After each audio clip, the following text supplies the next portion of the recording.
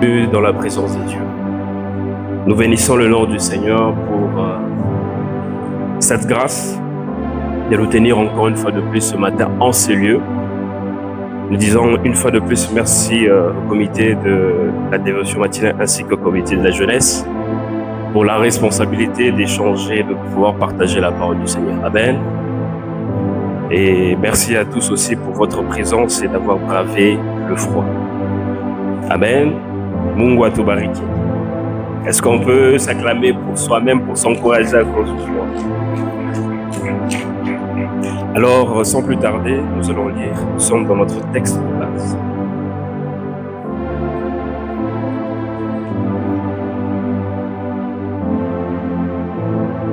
Nous sommes dans le psaume de David, psaume chapitre 68. Nous lisons le verset 29. Je lis la version Semeur. Ton Dieu a décidé de te prodiguer la force. Veuille accomplir avec puissance, ô Dieu, tes œuvres envers nous depuis ton sanctuaire qui domine Jérusalem. Amen. Dans la version Ségon, il est dit: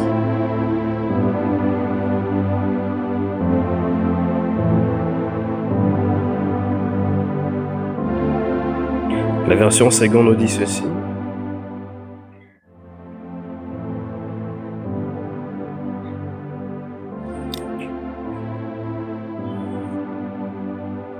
La version plutôt Ségon 21 nous dit ceci. Ton Dieu ordonne que tu sois fort. Fortifie, ô Dieu, ce que tu as fait pour nous. Amen. Lorsque j'ai commencé à faire cette petite étude sur l'affermissement, deux choses sont apparues claires à mes yeux. Parce que, premièrement, l'affermissement, c'est une affaire de Dieu. Alléluia. Il y a d'une part la responsabilité de Dieu. Pourquoi? Parce que dans cette prière, ils sont en train de demander à Dieu d'affermir ce que Dieu lui-même a commencé. Amen. La version Ségon 21 dit: fortifie, ô Dieu, ce que tu as fait pour nous. Amen. Ils sont en train de s'adresser, de demander à Dieu afin qu'il rende encore plus fort, plus ferme ce que Dieu lui-même a entrepris de faire dans leur vie. La deuxième des choses que j'ai constatée lorsque je faisais cette étude sur l'affermissement, c'est qu'il y a la responsabilité de l'homme également. Alléluia. C'est que non seulement il est de la responsabilité de Dieu de nous affermir, selon qu'il est écrit, or à celui qui peut nous affermir, nous préserver même de toute chute. Amen. Mais il est de l'autre côté de la responsabilité de l'homme de pouvoir s'affermir lui-même. Alléluia. Donc nous pouvons passer notre temps à prier, à demander à Dieu d'affermir ce qu'il a fait pour nous, d'affermir le travail, d'affermir le mariage, d'affermir la santé, d'affermir le foyer, la famille, la nation. Mais au-delà de tout ça, au-delà de toutes ces prières, nous devons faire également notre part. Car il ne s'agit pas simplement de Dieu, mais de nous également. Des fois, nous avons tendance à laisser toute la charge à Dieu seulement. Et nous nous oublions. Nous disons: Seigneur, moi j'ai prié et c'est fini. Lorsque je lisais l'histoire d'Abraham, le père de la foi, le modèle de la foi, la Bible dit que Dieu l'a rencontré alors qu'il était âgé, il était vieux. La Bible utilise même le mot usé. Lorsque Dieu fait la promesse d'Abraham de lui donner un fils, la Bible clarifie en disant que cet homme était usé. Je ne sais pas si vous comprenez le terme en swahili. Je ne sais pas comment le dire en swahili. Vous voyez un habit qui est usé, c'est très facile de déchirer cela. Et il suffit d'un rien pour pouvoir déchirer cela. La Bible parle de l'état physique de cet homme, de l'incapacité d'Abraham d'avoir un enfant. La Bible utilise un terme en disant que cet homme était usé. Mais c'est là que la promesse de Dieu vient. Dieu lui promet. Et durant son parcours, cela ne se fait pas en 9 mois. Non, ça a pris 25 ans. Dieu a parlé. Dieu a commencé un projet avec Abraham. Mais comment Abraham se comporte tout le long de son parcours en entendant la promesse? Nous voyons toutes sortes de prières qu'il faisait. Mais nous voyons aussi un homme qui était constant. Même s'il est arrivé un moment où sa femme lui a dit, cette histoire de promesse, peut-être que ça pouvait passer même par ma servante. Lorsque la foi commence, lorsque tu regardes à ce que Dieu a dit et à ce que tu vis, tu commences à chercher à un moment à prendre tes propres résolutions. Tu commences par un moment à vouloir répondre ou faire ce que Dieu peut faire. Alléluia. Je nous ai dit au début qu'il y a ce que Dieu peut faire, il y a ce que l'homme peut faire. Dieu ne fera jamais ce que toi tu dois faire à ta place. Par exemple, croire pour toi. Dieu ne le fera jamais. Alléluia. Il y a Dieu qui fait et il y a l'homme qui fait sa part. Abraham crut en Dieu. Mais il est arrivé à un moment, c'était le projet de Dieu. Lui, il avait déjà perdu tout espoir. Lui et sa femme, il n'y avait plus d'espoir d'avoir des enfants. C'est Dieu qui avait dit, écoutez, j'ai un projet pour vous. Alléluia. J'ai un projet pour vous. Je veux vous ramener la joie dans votre foyer, dans votre maison. Je veux vous donner un avenir. Je vais vous donner une espérance. C'est un enfant que je vous promets. C'est mon projet que je commence. Alléluia. N'aidons pas Dieu, s'il vous plaît. Laissons Dieu faire ce que Dieu seul sait faire. Et nous faisons ce que nous pouvons faire. Et notre part à nous, c'est de croire en lui.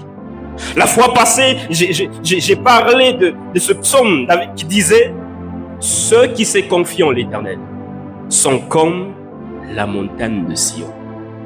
Elle n'échancelle pas. Elle est affermie pour nous. » C'est ce que la Bible dit. Mot pour... Écoutez, ce ne sont pas des paroles en l'air. C'est la parole de Dieu.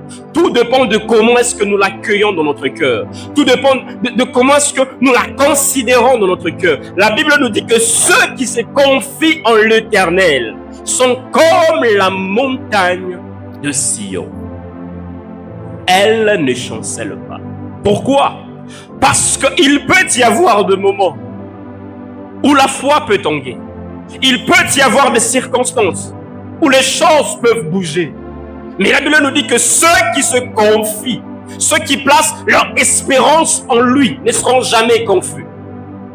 J'aimerais dire à quelqu'un, même s'il se faisait que tu vois la confusion dans certaines des choses, dans certaines des activités, tu te dis, Seigneur, ce n'est pas ce que tu m'as dit, ce n'est pas ce que tu m'as promis.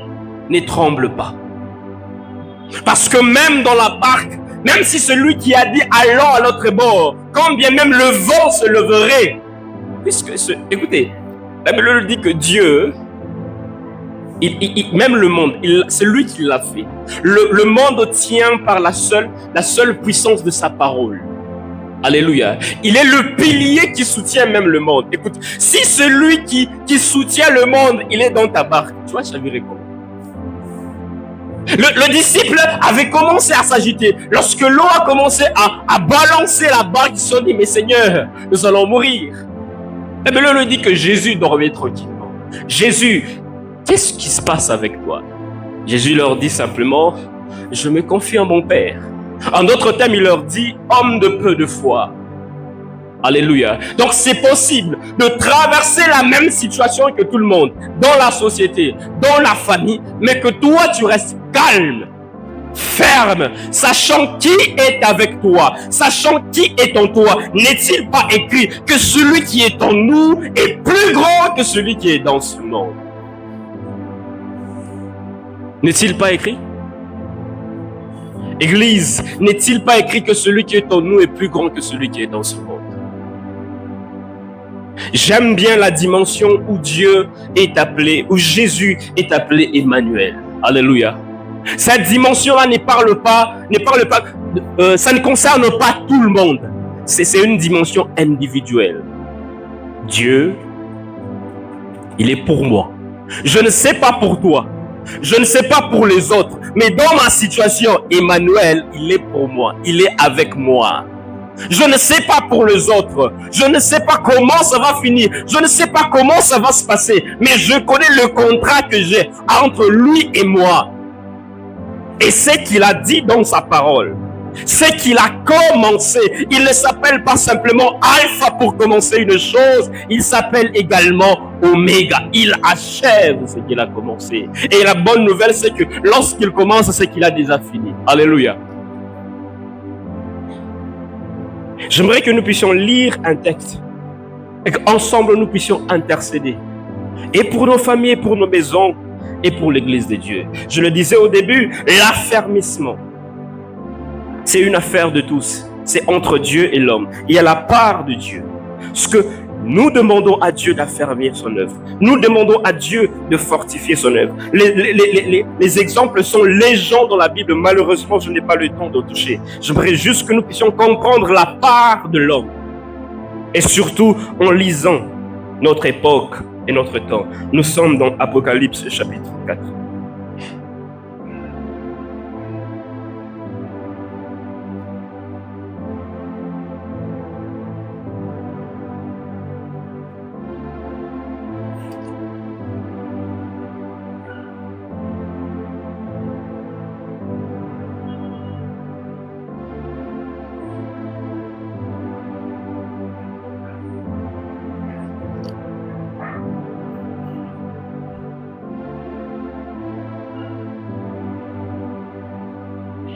Plutôt Apocalypse chapitre 3, nous commençons à partir du verset 1er.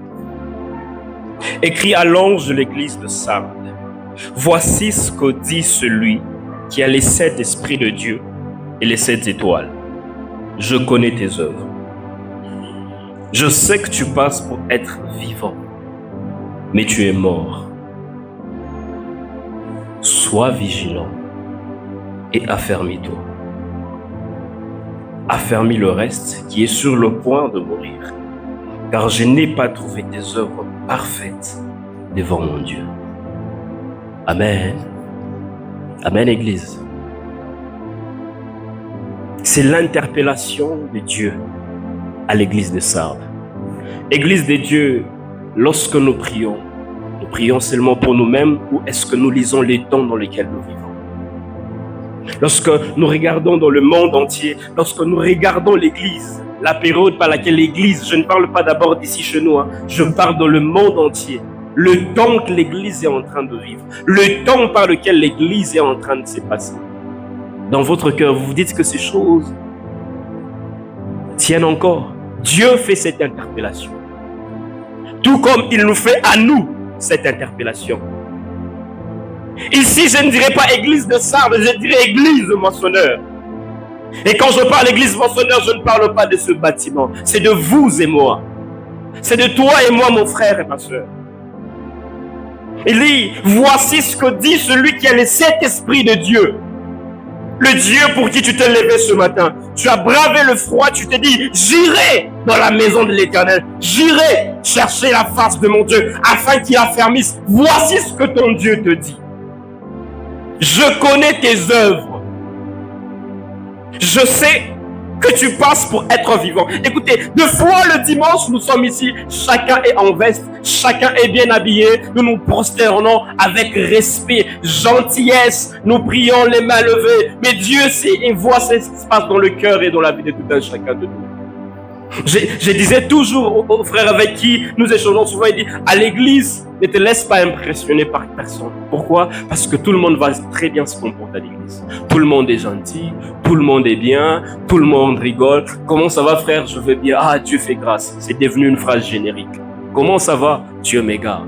Comment ça va? Dieu fait grâce. Chibo, tu toujours va bien dimanche. Mais une fois que nous sommes là dehors, nous commençons à affronter les réalités de la vie. Et Dieu dit, il parle à l'église. Je connais tes œuvres. Je sais que Dieu ne dit pas que tu es vivant. Il dit, tu passes pour être vivant. Mais tu es mort. Aux yeux des hommes, aux yeux des hommes, quand je chante, je suis devant. Très bon chrétien. Quand je prêche devant les gens, on dit, très bon prédicateur. Aux yeux des hommes, tu passes pour être vivant. Aux yeux des hommes, tu passes pour être vivante. Aux yeux des hommes, tu es encore cette servante-là de Dieu sur qui on peut s'appuyer. Aux yeux des hommes, tu es encore cette sœur, ce frère sur qui nous pouvons nous appuyer, sur qui nous pouvons compter. Mais Dieu dit, je connais tes œuvres. Je sais que tu passes pour être vivant, mais tu es mort. La bonne nouvelle ici, c'est que Dieu dit, tu es mort, mais il te parle quand même. Oh Église, entends la voix du Seigneur. N'a-t-il pas parlé à Lazare? Et Lazare est sorti de sa mort. Quelqu'un est mort dans quelque chose, dans son amour pour l'œuvre de Dieu, dans son amour pour Dieu, le premier amour. Nous passons du temps à chasser, à pourchasser même le démon. Nous avons déjà laissé l'amour de Dieu là-bas, très loin de nous. Et nous disons à Dieu, affermis ce que tu as fait. Dieu dit oui, que j'affermisse quoi? Tu as dit abandonner mon amour. Ce n'est plus la même foi, ce n'est plus la même vigueur, ce n'est plus le même empressement dimanche quand il était question d'aller dans la maison du Seigneur. Ce n'est plus le même empressement quand il était question de servir ou de service pour Dieu. C'est devenu la routine. Jovile mumisa yetu. Bon vendredi, Jovile. Tunakutaka tushakuja vile tunakutanaka vendredi, Jovile tunaombaka. Mercredi, n'en parlons même pas. Quand le pasteur voyage, moi aussi je prends mon repos. Dès que le pasteur arrive, est-ce que le pasteur a chaque fois Joe tunakwa kukanisa? Nous paraissons vivants. Je connais tes œuvres. Je sais que tu passes pour être vivant, mais tu es mort. La bonne nouvelle, c'est que il dit que tu es mort, mais tu peux entendre sa voix. Il ne le reproche pas seulement, mais il donne un moyen de sortie. Il dit, sois vigilant, reprends-toi, et non seulement affermis le reste qui est sur le point de mourir, car je n'ai pas trouvé tes œuvres parfaites devant mon Dieu. Alléluia. Voici la responsabilité que Dieu nous donne ce matin. L'affermissement, c'est une affaire de Dieu.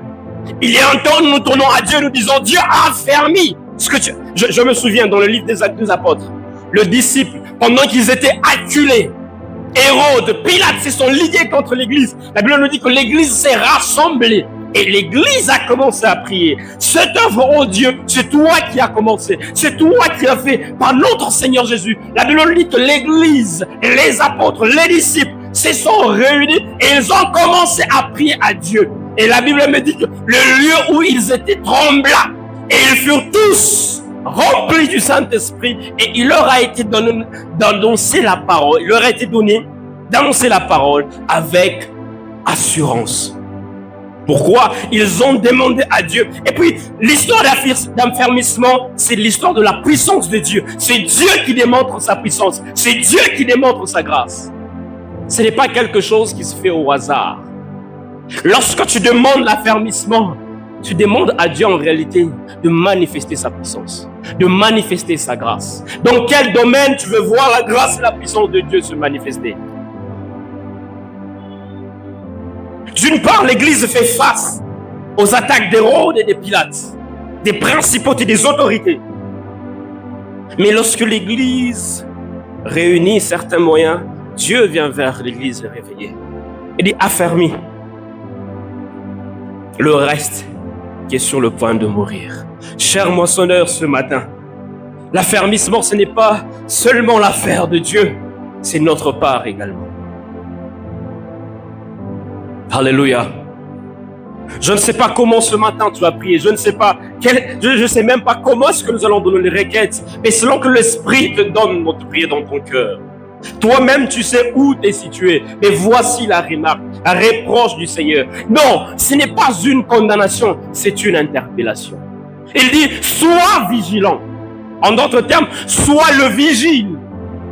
Amen. Pourquoi Dieu nous demande de cela?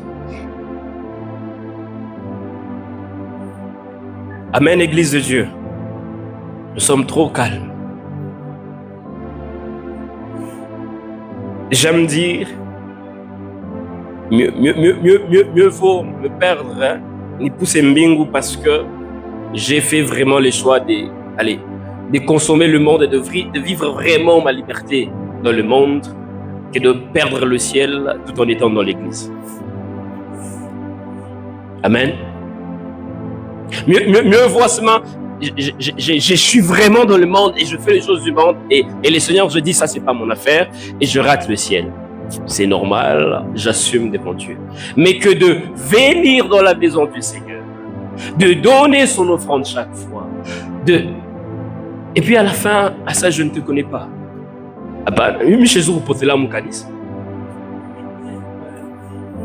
Alléluia. L'église, c'est un endroit de vie. Là où ce qui était mort reprend vie. L'église n'est pas un endroit de la mort. L'église, c'est un endroit de vie. Là où ce qui était courbé peut être redressé. Et c'est ça notre prière en réalité. Ce que nous demandons à Dieu d'affermir, c'est de même redresser, Seigneur. Je ne sais pas redresser l'éducation de mes enfants. Seigneur, viens affermir. C'est toi qui m'as donné ces enfants. C'est toi qui m'as aidé, qui m'as fait grâce de les porter pendant 9 mois dans mon ventre. Seigneur, mais je ne sais pas. Je parle tel une radio. Il ne m'écoute plus. Seigneur, déploie ta puissance. Saisis-les. Quand vous essayez de parler avec les enfants, ils connaissent tout ce qui est des miraculous. Hein? Comment on peut faire les charm et tout redevient normal. Ils connaissent tout de la magie. Quel jour vous leur avez passé? Parler de l'onction de Dieu, de l'onction du Saint-Esprit qui transforme et change. Quel jour vous leur avez parlé du parler en langue? Ne trouvez-vous pas beau votre enfant de 8 ans mais qui est là et leur rempli du Saint-Esprit, il parle en langue? Il faut pas racheter là, puis oui, moukinois, nickel les dents, et ça va très bien s'occuper d'eux. Et après, utaomba san. Pourquoi? Parce que tu n'as pas fait ta part d'affermir l'éducation des enfants. Alléluia. Tu n'as pas fait ta part d'affermir leur foi. C'est de la responsabilité de Dieu, mais c'est de la responsabilité des parents. Amen. Et moi, je me dis, avoir les enfants, c'est une grande responsabilité. Hein. Dieu te donne les enfants et puis va porter ben de Mougéna. Va porter. Dieu nous le donne pour qu'ils soient disciples de Jésus. Le matin, avant de partir, j'impose la main. Seigneur, sois avec eux. Seigneur,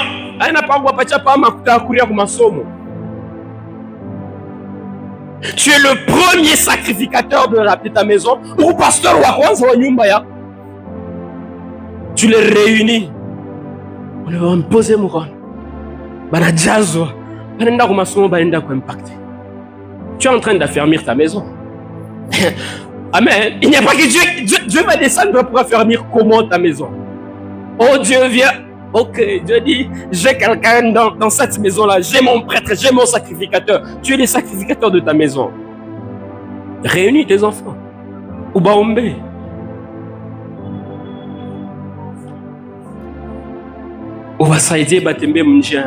Et Dieu aussi fera sa part. Et Dieu aussi viendra affermir ce qu'il a commencé. Alléluia. Nous voulons prier. Je ne sais pas dans quel sens tu vas prier, mais je veux nous demander de prier. Je ne sais pas ce que tu vis actuellement. Je ne sais pas ce qui se passe dans ton cœur. Il y a comme une sorte de combat dans ton cœur. Tu es tiré entre deux choses. Quelle décision prendre? La meilleure des décisions, c'est d'honorer le Seigneur dans ton cœur. S'il y a quelqu'un ce matin qui était en train d'être tiraillé entre deux décisions, dois-je faire ça, dois-je faire ça? Dieu te dit, honore-moi. Honore-moi dans ton cœur. Dans ce choix-là que tu veux faire, laisse que ce choix-là soit pour la gloire de Dieu. Et si tu sens que ici, Seigneur, j'ai tout fait, rien ne marche, demande à Dieu d'affermir. Demande à Dieu de déployer sa grâce. Demande à Dieu de déployer sa puissance. Il le fera, il est Dieu. Il a dit, ce n'est pas en vain que je vous ai dit de me chercher. Ce n'est pas en vain que nous venons ici ce matin. Nous ne venons pas perdre le temps ici. Mais on a décidé d'abandonner nos lits, de venir ici.